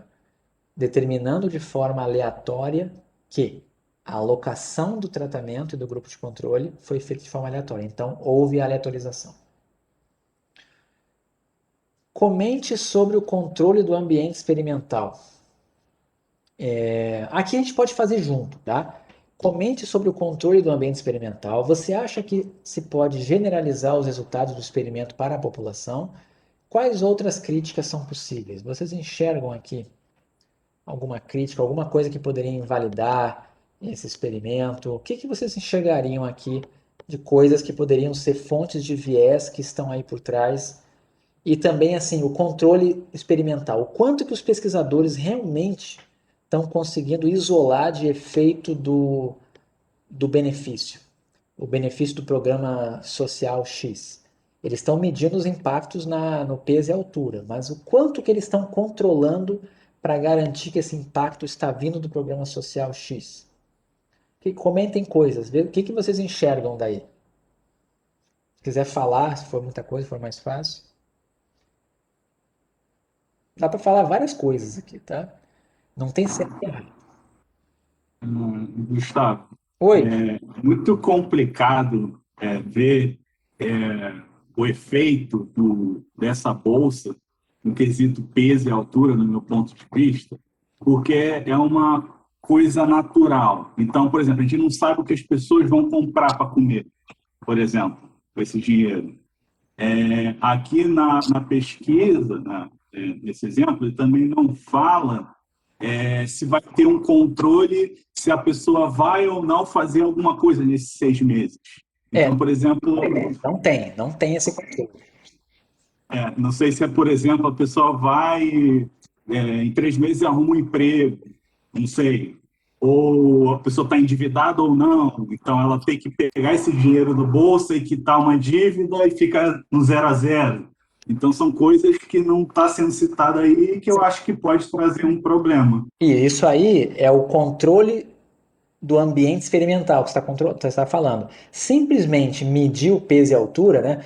Alguém mandou para mim uma mensagem falando assim: as crianças crescem, mas eles até podem ter um controle esperado, do tipo assim, em 6 meses eu esperaria que a criança crescesse tanto. Pode ter umas tabelas que resolvem isso. Mas mais do que isso, né? O fato da pessoa ganhar o benefício, como que você garante que ela está usando o benefício para comprar comida? Ela pode estar comprando bebida, ela pode estar jogando, ela pode estar gastando com brinquedos, ela pode estar fazendo o que quiser com esse dinheiro. Ninguém sabe, não foi feito esse controle. Será que um controle maior dos gastos dessa pessoa, uma lista, né, do que a pessoa comprou, um cartão que você visse exatamente onde ela fez as compras, né? A outra, né, como você garante que o benefício foi para as crianças e para os idosos, né? Falaram agora aqui. Você não sabe, né? O viés da carta, eu nem considero tanto o viés da carta. Eu acho que a carta ajuda a controlar o efeito esperança positiva. A sensação de que as coisas vão melhorar. Eu acho que a carta serve mais para isso, tá? Mas alguém comentou alguma coisa aqui também, uma coisa mais técnica, né? As 500 primeiras famílias registradas como elegíveis. Aí fica uma pergunta, né? Será que as... Imagina o seguinte, você fala para a população se cadastrar, famílias elegíveis compareçam no posto da prefeitura para se candidatar para poder receber um benefício, certo? Quem que vocês acham que vai primeiro? As pessoas que precisam mais ou as pessoas que estão um pouquinho menos pior, vamos dizer assim? Quem vai primeiro? Será que tem alguma relação? Será que não? Talvez você pegasse pessoas que estão na dúvida se são elegíveis ou não, entrando depois, né? Pessoas que já têm certeza que estão numa pior vão correr para lá. Então é possível que as 500 primeiras famílias não sejam uma boa amostra para generalizar para todas as pessoas cadastradas. Porque você pode ter um cadastro desse tipo com milhões de famílias, com milhares de famílias. As 500 primeiras podem ser as mais críticas, aquelas que qualquer ajuda gera um super benefício. Mas se você for dar o benefício do programa X para milhões de pessoas, pode ser que tenha alguns ali no meio que não tenha quase que benefício nenhum. O cara usa o dinheiro para outra coisa porque ele não estava tanto assim em risco de desnutrição, certo? Então o que eu estou querendo dizer é, usar as 500 primeiras não é uma boa ideia, eles deveriam na verdade fazer um sorteio disso, certo? Então não foi legal pegar as 500 primeiras. Foi bom ter feito a aleatorização, mas não foi bom, tá? Na verdade, assim, aqui daria para fazer uma amostragem, né? Daria para fazer uma amostragem aleatória, se ele tem o cadastro. Ele poderia ter feito a amostragem aleatória simples, a amostragem sistemática. Ele poderia ter feito aqui sem nenhum problema, tá? Faria a amostra. Coisa é a amostra, isso é para poder generalizar. E depois a aleatorização de quem recebe e quem não recebe. Diga. Nesse caso, por exemplo, hipoteticamente, se eu quisesse exercer algum controle sobre essa pesquisa, eu poderia, por exemplo, Bolsa Família, conseguindo que, em alguns casos, é preciso que as crianças sejam mantidas na escola e precisa ter um resultado. Isso é uma forma de controle? Eu posso usar isso? Então, isso é um controle de ambiente experimental, mas isso na verdade é mais uma exigência do programa. Tá? Por exemplo, se você estivesse estudando não risco de desnutrição, mas se você estivesse vendo, por exemplo, desempenho escolar de famílias que recebem esse programa social, você poderia colocar como uma exigência receber as tabelas lá, as listas de frequência das crianças. Porque aí você vai saber realmente que a criança foi para a escola, entende? Aí poderia ser um controle do ambiente experimental. Mas para estudar desnutrição, ir à escola ou não ir à escola pode não representar nada. Entende? Porque por 6 meses, o que importa é o dinheiro que entrou e quanto gastou em comida. Então, nesse caso aqui, que está aqui nesse exemplo, a escola não seria um controle de ambiente experimental.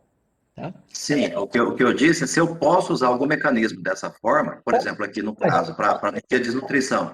Então, pode, que o dinheiro fosse exclusivamente usado para aquisição de alimentos. E pode, a família tem que comprovar. Eu posso impor esse tipo de controle. pode. Você pode, inclusive, de repente, ao invés de fazer assim, como é feito com vários outros, né? O governo não chega e dá remédio para as pessoas. O governo manda as pessoas irem no médico, tem a receita, vai no posto de saúde, ele olha no posto se bate ou não bate, né? Porque se fosse dar o dinheiro para as pessoas comprar medicamento, as pessoas iam comprar outras coisas. Você não tem garantia de que elas vão comprar medicamento. Isso vale para tudo. Então, qualquer tipo de controle que garanta que as pessoas estão fazendo o que você quer descobrir. Porque tenta imaginar aqui, o que, que o governo quer saber aqui? Ele quer saber se as pessoas estão pegando esse dinheiro para se alimentar melhor. É isso. Mas se você só dá o dinheiro e depois vai medir as pessoas, você não está controlando. Tá? Cartão alimentação aceita apenas em mercado, mas hoje em dia com cartão alimentação, dependendo do mercado, você compra até bebida alcoólica, dependendo do mercado. Tá? Mas enfim, tudo isso são controles. Tá? Em que situação eu posso, em que situação eu não posso estabelecer esse controle? Ou isso independe? Isso vai depender do seu estudo. Entendeu? Vai depender dos parâmetros do seu programa. Tem programas que são muito restritos, né? Tem programas que são tão restritos que as pessoas nem participam, porque é muito burocrático. Fica, não, eu não quero participar, é muito burocrático. Né? E tem programas que é muito fácil. Por exemplo, o auxílio emergencial, da forma como foi dado ano passado, não era burocrático. O que aconteceu? Ele salvou muita gente, mas descobriram vários casos de pessoas que não usaram o benefício ou que não eram para ter recebido o benefício. Aí vai em relação ao programa, entende? Então, aí foge um pouco aqui da estatística. A grande questão aqui, estatística no caso, é o que a pessoa quer medir e o que ela controlou para poder medir isso, certo? Então, se eu quero medir risco de desnutrição e efeito do dinheiro nisso, eu preciso saber se o dinheiro foi para isso, certo? Isso é uma forma de ter um controle do ambiente experimental. A mesma coisa, alguém comentou aqui. E se a pessoa arrumou um emprego? Imagina só, a pessoa está no grupo de que ganhou a carta, não recebeu o benefício, mas do nada o responsável pelo domicílio arrumou um emprego, um bom emprego, e começa a ganhar um valor mais alto até do que o benefício. A criança pode ter um ganho nutricional, pode ter um ganho de peso, um ganho de altura, e não foi o programa, e você não vai saber. Entende? Você tinha que ter uma ficha preenchida, saber como acompanhar essas famílias. Tem algum tipo de acompanhamento, tá? Agora uma pergunta, uma coisa que ninguém falou, eu acho, né? Vocês veem alguma coisa ética envolvida nesse estudo aí? Tem alguma coisa ética? Algum problema ético?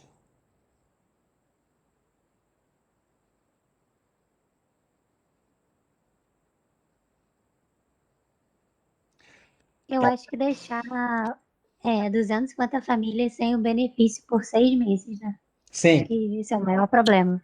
é o maior problema. Como que você justifica você pegar, você está pegando as 500 primeiras famílias, né? Pode ser que sejam os mais desesperados.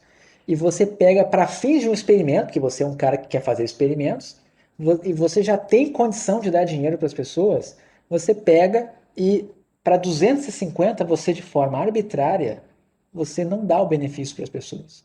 Então você está lidando com uma questão de ter crianças com risco de desnutrição, né? E você está lá porque você está afim de fazer um experimento, você faz isso e deixando as pessoas em risco, entende? Então, esse estudo aqui, ele é antiético, certo? Porque por isso que para fins de governo, né, política pública, se você é elegível, você tem que receber.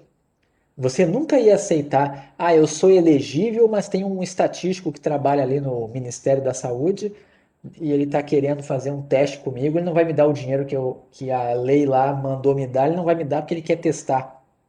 Isso não se aceita, ok? Então,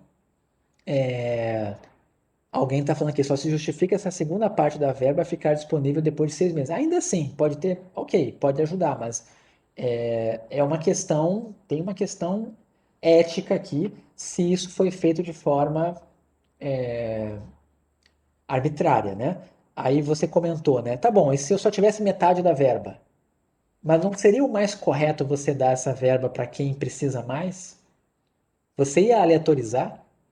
Você vê uma família que está assim desesperada e uma que está um pouco menos desesperada.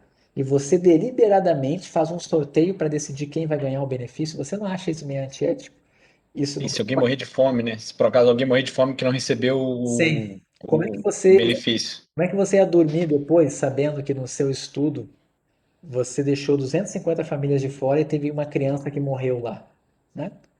Então, assim, por isso que não tem experimento dessa forma, certo? Isso aqui seria antiético. As pessoas costumam fazer isso o quê? Com estudo observacional, tá? Mas então acho que a gente discutiu bastante aqui. Esse tipo de discussão aqui é interessante, tá? E vai ter um exercício disso depois, tá? Aí, eu estou ainda falando em relação ao que o Miguel tinha me perguntado, né? A validade do seu experimento. Validade interna. O que é um experimento que tem uma boa validade interna? É um experimento que você controlou tanto o ambiente que você tem certeza que o efeito que você observou foi causado pelo tratamento, pela causa, certo? Então vamos imaginar aqui, ó, nesse nosso exemplo fictício 1, certo? O que é a validade interna? A validade interna desse exemplo fictício 1, vamos imaginar, Thiago Neri tinha comentado aqui, né? Vamos imaginar que você fala assim, eu vou fazer esse experimento, mas eu vou botar um mutirão, eu vou botar um profissional para acompanhar cada família. Ele vai com a família no mercado, na hora de comprar, é ele que vai passar o cartão. Na hora de dar comida para as crianças, ele vai tirar foto da criança comendo. Ele vai acompanhar todo o processo. Imagine ele fazendo isso. E ele vai ver o que aconteceu com os que tiveram dinheiro e com os que não tiveram dinheiro. Provavelmente, o que vai acontecer? Os que tiveram dinheiro vão acabar comprando mais. Ele não obriga a comprar, mas se for usar o dinheiro, ele está lá do lado, certo? O que vai acontecer? Vai passar 6 meses, você vai ter um grau de certeza se foi realmente o benefício financeiro que a família recebeu que produziu o efeito na altura no peso. Você vai saber, você vai ter visto se a família arrumou emprego ou não, você vai estar acompanhando tudo. Entenderam isso? Isso é a validade interna. Você controlou o ambiente todo, certo? Agora o que acontece? Existe a validade externa. Você faz esse estudo totalmente controlado e publica. Qual é o teu sonho? É dizer, vamos lançar o programa social X, né? Por quê? Vai melhorar. Eu já provei num experimento que ele melhora o peso e a altura das crianças e dos idosos. E aí o governo confia em você e lança um programa nacional de bilhões de reais para o Brasil inteiro. Gasta milhões. Aí o IBGE faz uma pesquisa por amostragem depois e descobre que na verdade, não está melhorando os índices de desnutrição do país. O que pode ter acontecido? O que vocês acham que pode ter acontecido? Assim, não sei se é o caso, mas um dos casos, por exemplo, o custo de vida em determinada região é diferente de outra. Se o estudo for focado em uma, comprar alimento pode ser que nem tenha tanto efeito em outra, porque eu não vai conseguir comprar tanto. Ok, Que é um pouco do auxílio emergencial também. sim, mas você está até entrando numa questão que nem tá. Eu tô meio que querendo. Eu tô forçando a barra num controle para vocês perceberem o efeito que ele gera. Mas está certo o que você falou. O que você falou é um desafio para a generalização de um experimento, certo? Isso que você falou. Sim. Você faz o estudo numa região, como é que você garante que numa outra região, que os preços são diferentes, que a economia é diferente, que vai funcionar também? Né? Você dá R$ 500 para uma pessoa no interior do Piauí e dá R$ 500 para uma pessoa em São Paulo é diferente, certo? Concordo com você. Gustavo, Mas Gustavo, só rapidinho, mas a pergunta que eu estou dizendo é: você aumentou a validade interna, você fez um estudo com validade interna assim maravilhosa, da forma como eu falei. O que isso vai gerar na hora que eu aplicar esse estudo para o Brasil todo? a ausência dessa validade vai interferir. Nem todo mundo vai estar sendo fiscalizado na hora de fazer a aquisição, né? Perfeito. Na hora que Assim, você na prática, você nunca vai conseguir reproduzir isso para todo mundo, né? Perfeito. Então, o que acontece? O controle experimental excessivo torna o ambiente fora da realidade. No mundo real, não vai existir um fiscal da alimentação, o fiscal do supermercado, Não vai ter essa pessoa controlando as coisas, certo? Então, quando você der esse dinheiro para todo mundo, vai ter gente indo para a praia, vai ter gente comprando comida, vai ter gente comprando de tudo, comprando bebida, vai ter gente que não vai nem pegar o dinheiro, vai acontecer de tudo, certo? Por quê? Porque você no mundo real não tem o controle que o experimento tem. Então, a gente fica aqui com essa questão que é, se você pesa demais na preocupação com o controle do ambiente experimental, você começa a fugir da realidade e a generalização do seu resultado do experimento começa a ficar comprometida. Por outro lado, se você deixa solto demais, certo? O que acontece? Nesse estudo que está aqui, né? Se você provar que o benefício funcionou, alguém pode chegar para você e falar, mas você controlou? Será que as pessoas... Eu fiquei sabendo que teve uma montadora de veículos que se instalou naquele lugar que você aplicou essa sua pesquisa e contratou profissionais lá, pessoas para trabalhar na obra. De 30 dessas famílias do teu experimento aí, 30 arrumaram emprego lá e ganharam bem por 6 meses, era um emprego temporário. Isso já comprometeu o teu estudo. Por quê? Você deixou solto demais. Então, tem sempre essa questão de controlou muito, fez um controle ambiental do experimento muito forte, você tem boa validade interna. Mas aí começa a se dar mal na validade externa. Não consegue generalizar. Deixou solto demais o controle. Consegue generalização para o mundo real. Mas você não consegue provar que o efeito que você observou veio da causa. Entendeu? Então aqui é a pergunta, o que é mais importante, validade interna ou externa? Os dois são importantes. E quando você ataca muito um, o outro é afetado. Todo mundo entendeu isso?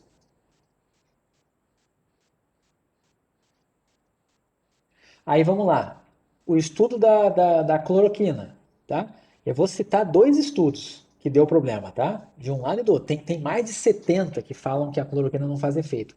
Eu não estou aqui advogando para a cloroquina, inclusive eu sou a favor do que a OMS fala, tá? Mas eu vou falar de 2 estudos. Teve um estudo primeiro que saiu na França, que foi despublicado, que foi feito com 38 pessoas só, no grupo de tratamento. Se não me engano, foram 38, tá? Não, deixa eu pensar. Não, é da vacina da Rússia que foi 38. Esse que foi da França, mas foi um número muito pequeno, era menos de 50 também, certo? E a cloroquina foi significativo do ponto de vista estatístico.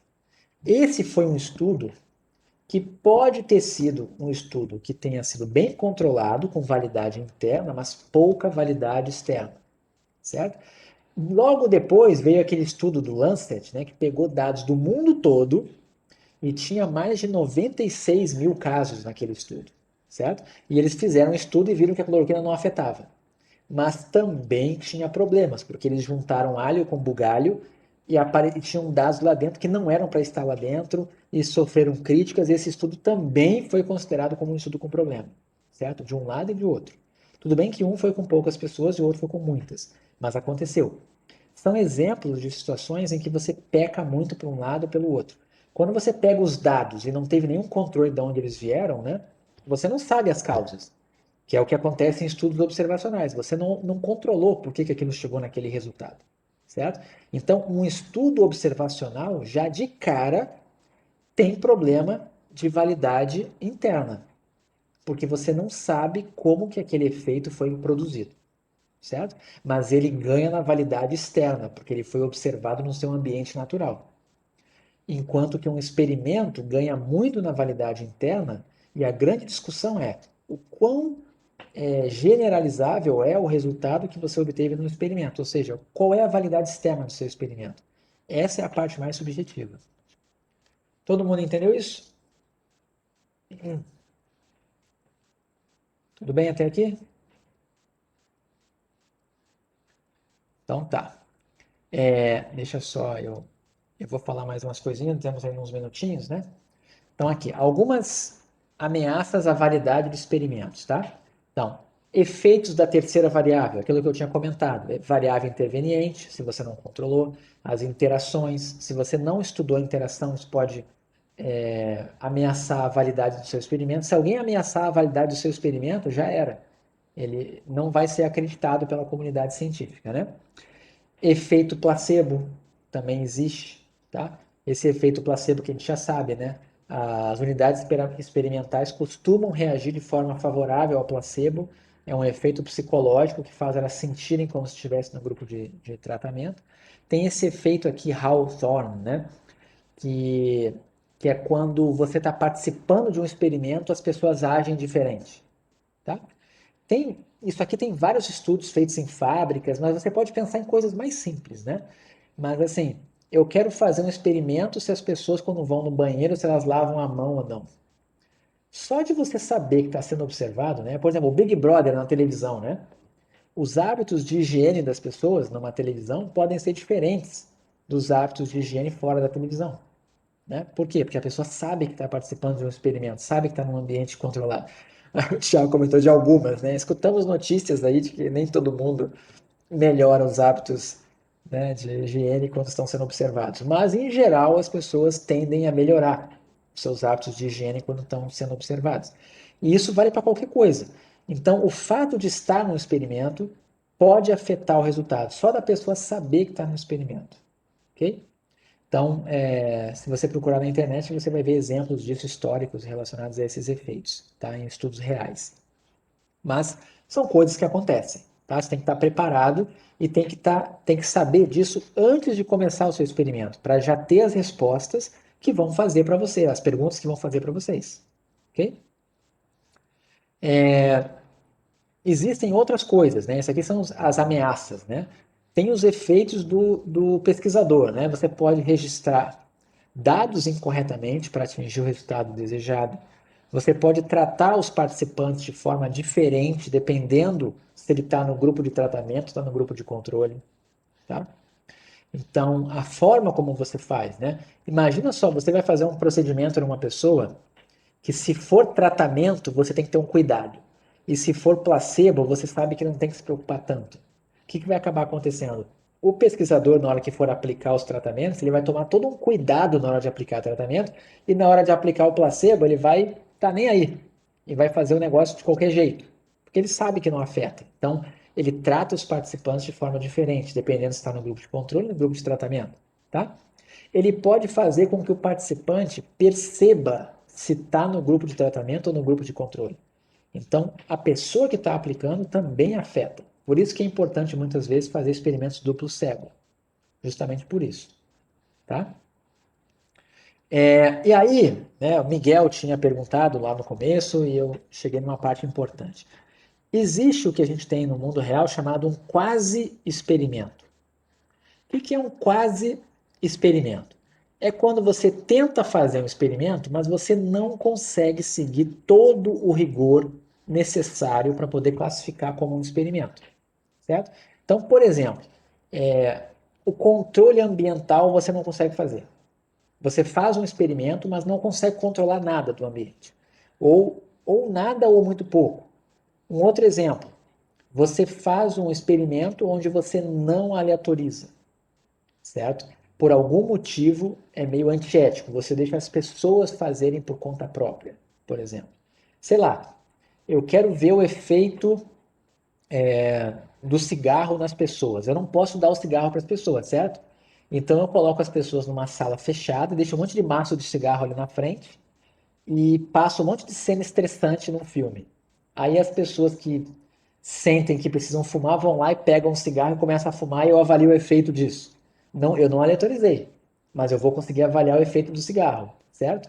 Esse exemplo é um exemplo esdrúxulo, mas é um exemplo que mostra uma situação em que eu não posso dizer para uma pessoa fume ou não fume, certo? Tem situações em que é inviável você fazer aleatorização. As pessoas acabam tomando as decisões e você só pode observar isso, ok? Grupo de controle é definido a priori. Mesma coisa, né? Você deveria aleatorizar. Mas não, você já pega um grupo no início e sabe, esse aqui vai ser o meu controle, tá? Isso também é algo que não segue um experimento genuíno, tá? Você utiliza grupos não equivalentes, tá? O que é grupos não equivalentes? Você compara o tratamento com o grupo de controle, mas eles não são comparáveis, São grupos que não são da mesma faixa etária, da mesma idade, coisas do tipo. Outro exemplo que tem, né?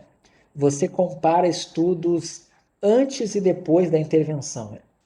Apesar desse tipo de exemplo aqui, a gente chama isso de um estudo emparelhado. O que é um estudo emparelhado?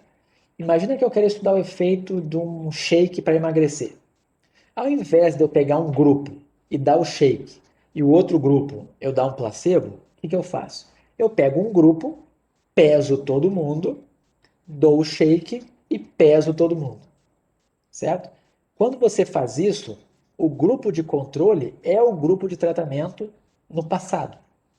Então você está comparando o grupo de controle com o grupo de tratamento, mas eles são as mesmas unidades experimentais analisadas como um todo. Só que existe uma certa dependência do que aconteceu ali, certo? Aqui, só para já gerou confusão uma vez quando eu expliquei isso, então é bom eu deixar bem claro.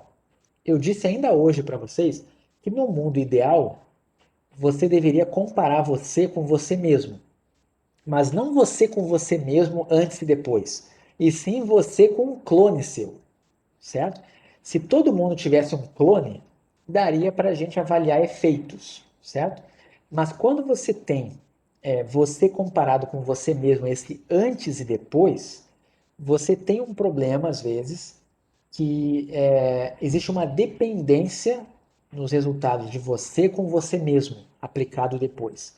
É diferente, isso aqui é um emparelhamento que a gente chama, e isso é considerado também um experimento mais pobre, vamos dizer assim, se você comparar o grupo de controle com o grupo de tratamento, certo? E na estatística, inclusive, os testes estatísticos que você usa são diferentes quando você tem dados que são emparelhados, né, quando o grupo de controle é igual ao de tratamento, e quando esses grupos são independentes. Os testes estatísticos são diferentes para isso, tá? E, inclusive, é mais complexo você fazer quando o dado é emparelhado, tá? Só que tem uma coisa, né? Quando você faz um quase experimento, você já sabe que tem esses problemas. Então você costuma compensar isso pegando um N grande. O que é um N grande? Uma amostra grande, certo? Então, eu sei que no estudo vai ter problema. Então eu já vou pegar uma amostra. Vou pegar muitas unidades experimentais, milhares, para evitar esses problemas. Vocês já viram, por exemplo, que esses estudos com vacina, né? Eles vão aplicando nas pessoas. No final, os estudos já têm 13 mil, 20 mil pessoas, né? Por que eles fazem isso? Porque eles não têm muito controle do ambiente experimental. Eles dão a vacina na pessoa e não sabem o que a pessoa vai fazer depois, né? A pessoa que tomou a vacina pode dar uma de doido e começar a se arriscar mais, por exemplo. Tem uma série de coisas que podem acontecer. Eles não têm o controle do ambiente, certo? Então, para evitar problema, eles já botam um N bem grande para tentar mitigar esse efeito da falta de controle do ambiente experimental. Ok? Porque é diferente, né? Quando você vê esse estudo do Covid, da vacina, como é que você vai saber se as pessoas que tiveram as formas graves não fizeram uma aglomeraçãozinha no fim de semana? É um profissional de saúde que deu uma festinha no fim de semana e pegou Covid. Como é que você vai saber? Você não sabe. Então, isso é feito com N grande. Ok? Todo mundo entendeu? Então, muitos experimentos do mundo real, na verdade, são quase experimentos. Não são experimentos genuínos. Ok? Todo mundo entendeu? Deixa eu ver aqui. Esse daqui eu vou deixar para a aula que vem. Eu estou aqui mais ou menos na metade dessas notas de aula. Eu vou deixar para a aula que vem esse experimento fictício aqui. E, aliás, acho que só essa pergunta dá para responder. Nós temos 5 minutos. Vamos só responder essa pergunta. É o mesmo exemplo fictício. Só essa pergunta. Isso aqui é um experimento ou um quase experimento? Da maneira como está aqui. O que vocês acham? Vocês classificariam pelo que eu falei aqui. Ó. Vocês acham que tem um controle ambiental suficiente assim? Tem um controle pequeno, né? E por mais que tenha feito aleatorização, né, que garante que o grupo de controle não foi feito a priori, os grupos são equivalentes. Ainda assim, o controle experimental quase que inexistente aqui já poderia classificar esse estudo aqui como um quase experimento, tá? Mas é polêmico, tá bom? É polêmico. E um outro ponto contra, né? 250 é muito grande ou é pequeno? É meio difícil, né? Provavelmente um programa social X, dependendo de onde for, 500 vai ser um número bem pequeno. Se for um estudo no Brasil, esse N aqui é pequeno. Então, também não atende muito o requisito de um quase experimento. Deveria ter mais famílias, e não só 250, mas é subjetivo, tá? Então, a aula que vem, a gente fala de estudos observacionais e eu defino o que são os tipos de variáveis lá no comecinho da aula. E aí a gente vai depois para as notas de aula 4.